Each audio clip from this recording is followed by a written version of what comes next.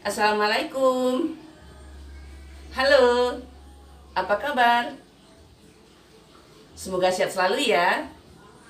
Berjumpa lagi dengan saya Ibu Ita dalam pelajaran Bahasa Indonesia. Materi hari ini yang akan kita bahas adalah sebagai berikut.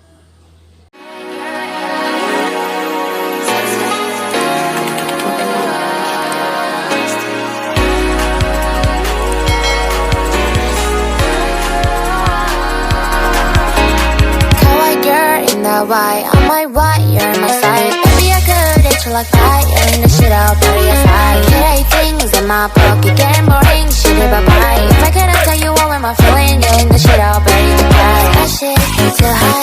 Can't go down until you say something too loud. Whisper in my ear, stop. Hold up, hang on, finding better moments slowly.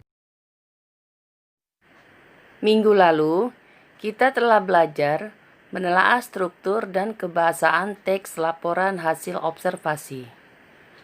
Pada kali ini, kita akan belajar merangkum dan menyajikan teks laporan hasil observasi. Langkah-langkah menulis teks laporan hasil observasi. 1.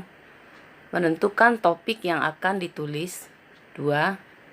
Menyusun kerangka laporan. 3.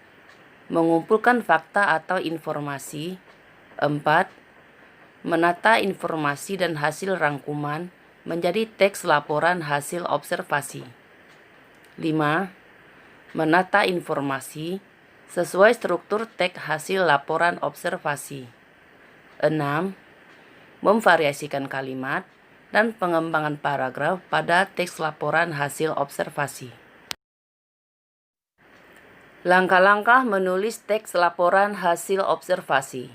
1. Menentukan topik yang akan ditulis. Langkah awal menulis adalah menentukan topik yang akan ditulis. Topik laporan hasil observasi bersifat faktual dan ilmiah, sehingga perlu menentukan topik-topik yang sekiranya bisa dicari sumber rujukannya. Objek bisa berupa tumbuhan, hewan, fenomena alam sekitar, objek buatan manusia, dan lain-lain. Contoh, burung cendrawasih, kucing, bunga mawar, Taman Nasional Bunaken, dan lain-lain. 2. Menyusun kerangka teks laporan. Mempertimbangkan hal apa saja yang akan dilaporkan tentang objek atau peristiwa tersebut. Contoh, kalau hewan, maka kerangka laporannya adalah 1. Pembukaan. Berisi definisi, klasifikasi. Kalau definisi harus mempunyai rujukan. Misalnya, buku, internet, dan lain-lain. Mengapa kita harus menggunakan buku atau internet? Karena teks laporan hasil observasi yang bersifat faktual dan ilmiah, sehingga kita perlu menentukan sumber rujukannya.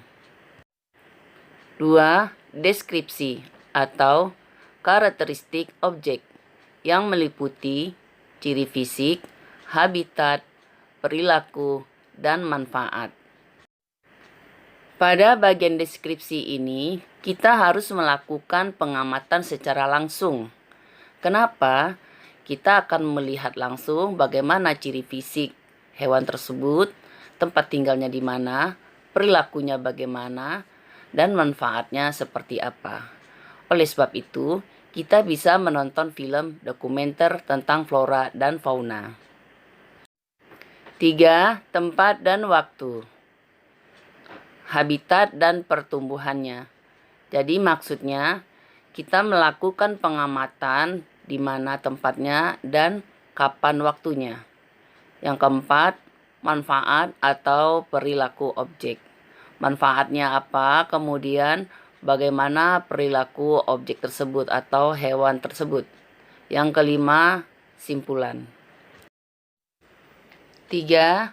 Mengumpulkan fakta atau informasi. 1. Definisi: mencari sumber informasi sebagai rujukan, misalnya melalui buku, internet, film dokumenter, ensiklopedi. 2.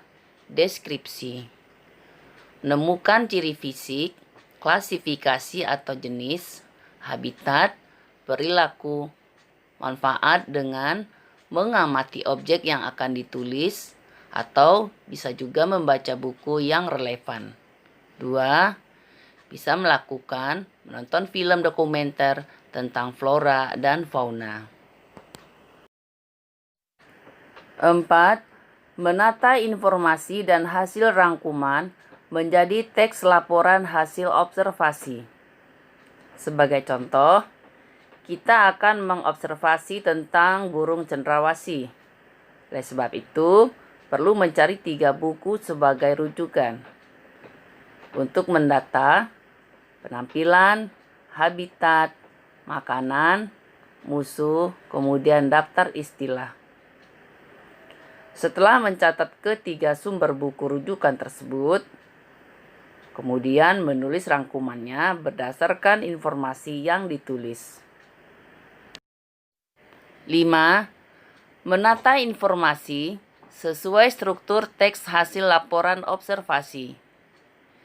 Informasi harus ditata sesuai struktur teks laporan hasil observasi, sehingga menjadi sebuah teks laporan hasil observasi yang utuh dan benar. Jangan lupa, sertakan gambar yang sesuai dengan objek agar lebih menarik. 6. Memvariasikan kalimat dan pengembangan paragraf pada teks laporan hasil observasi. Dengan melakukan 1.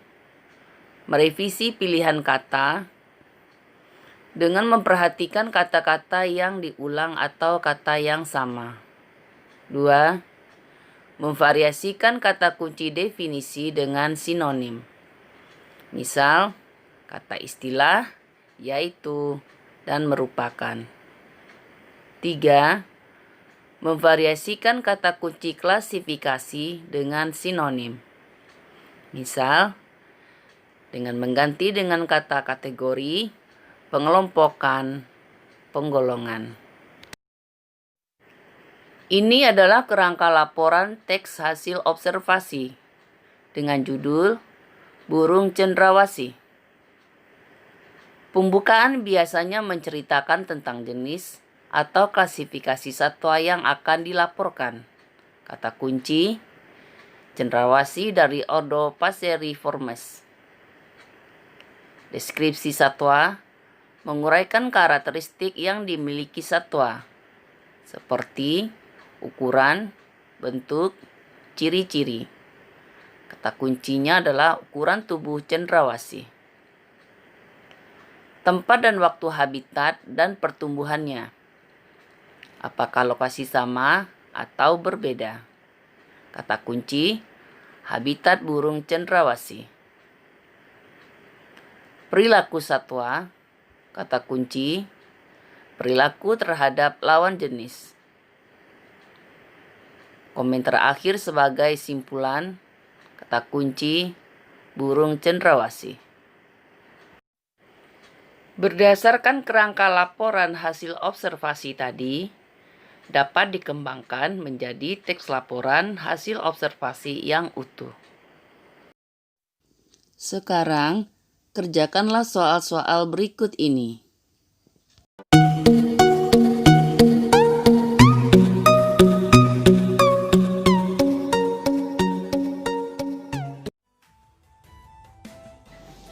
Demikianlah pelajaran kita kali ini.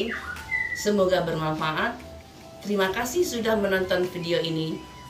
Kita berjumpa lagi pada video selanjutnya. Jangan lupa subscribe, like, and comment ya. Ibu akhiri dengan wassalamualaikum warahmatullahi wabarakatuh. Dah.